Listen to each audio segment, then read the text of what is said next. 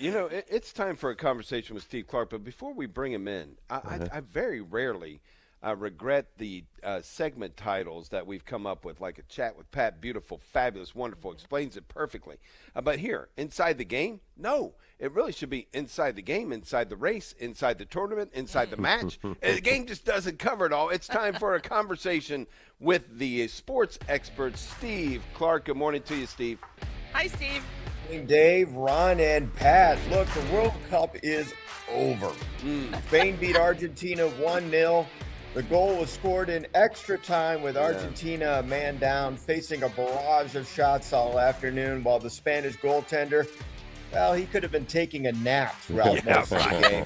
You're not kidding. That was a long game. As were all of us watching. Anyway. Yeah. I was very hesitant about embracing the World Cup, but between some early success for Team USA in pool play and the close and dramatic games overall in the knockout rounds, it became appointment viewing for me, even if most of the time it served as background noise while I got work done around the house or on laptops. But the question people are asking, the question people are asking me most is the staying power. And it's a question that has been asked for decades whenever the USA hosts or Team USA does well. I think true fans in America who are already there could just hope for the best that the World Cup potential can reach the Olympic status. There's limited follow through afterwards, but like the Olympics, where it will be on for like 16 days and we all rally behind individuals, Team USA, and intriguing storylines, we're not watching the World Track and Field Championship events this summer, are we? Right. That's right. Are we checking in on our favorite gymnasts and seeing how they're doing in college and if they can get another 10? Are we keeping up with world record holding swimmers in international competition this summer? I don't think so.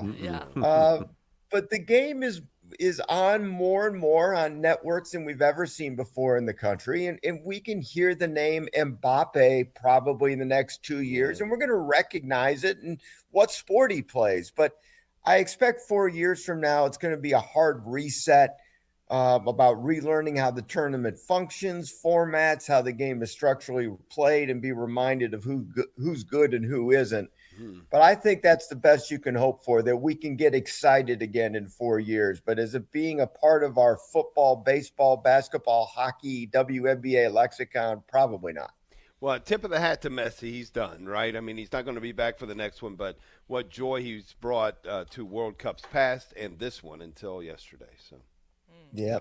Now, last week we talked about Warde Manuel and his athletic directorship at Michigan being on the brink.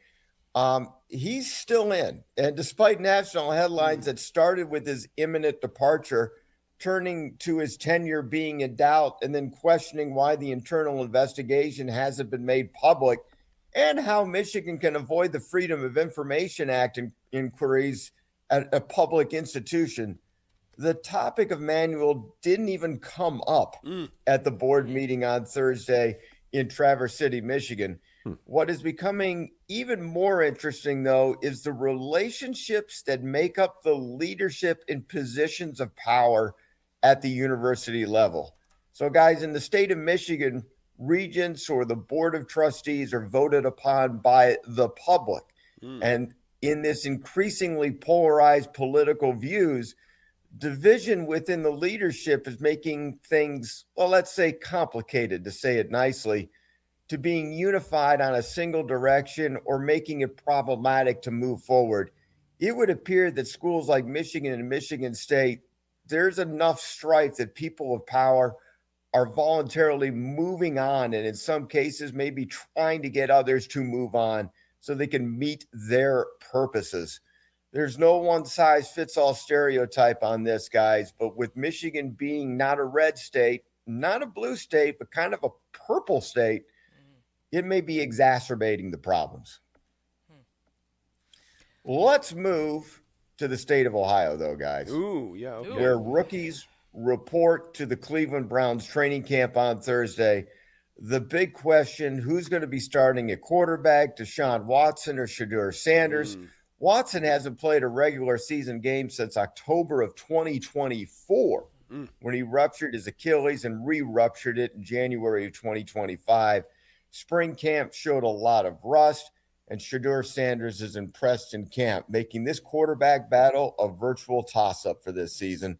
With Myles Garrett being traded to the Rams, some of the hype has gone down a little bit, but I think the Browns have a very good defense even without him being there. And the Browns, I think, have a 50-50 shot of winning 9 or 10 games this season. And if anybody's doing the math, that's $1.5 million per practice for Deshaun Watson. Yeah, per practice. He even gets paid for the ones he watches, I think. So That's right.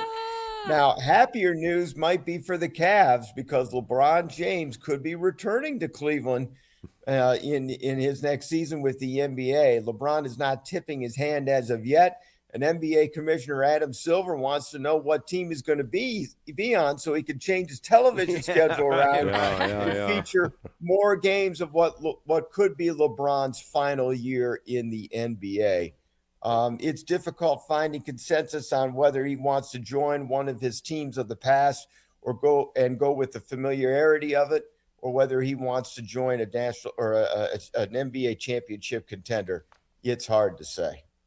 Pat, I'm sure you've got questions. Oh, yes. I just want the British, well, I call it the British Open, but the Open. Tell us who won. What do you know about this guy? Well, Ryan Fox won the Open at Birkdale, and that's what it's called now. It's not, the U.S. Open. It's the Open. It's a way to elevate your status even higher. Yes. Just make it the Open. Ryan Fox, he's from New Zealand. I think he's only like the third guy from New Zealand ever to win a major. He broke records about how far he came back from. He was like, an 85th after the first round, 32nd after the second round, and clawed his way back and played with a good pace of golf. He didn't take 6 hours to play his round. He went and lined up his putt or his shot, and he went and took it. Yep. So people kind of like that perspective. Really, nobody had ever heard of him before. But I think the questions about the rules of golf made the most headlines of the weekend, whether it was about Bryson DeChambeau's 2-shot penalty while trying to kind of figure out his way through some dangerous rough, and Scotty Scheffler just basically getting a free drop despite not finding his ball in the public. So, I mean, the rules of golf were certainly a question over the course of the weekend. Yeah, and I must admit, I liked Fox, but I was really cheering for Cameron Young. He went into the clubhouse with 9 under, and it looked like he might have went in for a playoff. But almost. He just one putt difference, and Young I find very interesting. He's a great guy. Put Pat on board for Team USA. Yeah, there you go. I think we're going to start calling the U.S. Open the real Open. I don't know. I don't know. What do you do with that now? I don't know. Yeah. Steve Clarke, thanks for taking us inside the game. That's inside the game, the race, the match, the tournament. Thank you very much, Steve Clarke. Talk to you next week. Thanks, Steve.